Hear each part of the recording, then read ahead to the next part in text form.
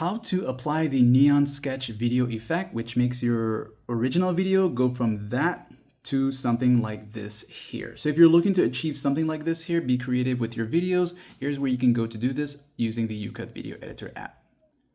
We'll first start off by moving the timeline area here as to where you want to start this. So maybe somewhere in your video like here, you'll leave the orange bar right there and tap on the effect option right here.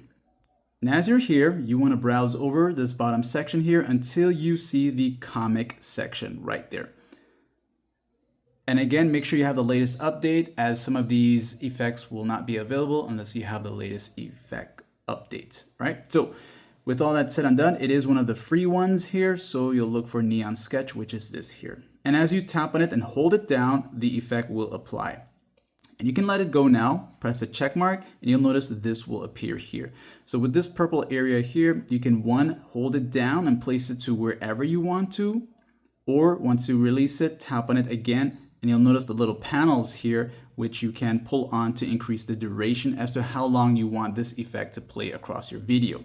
So I'll go ahead and pull this now as to how long I want it to be.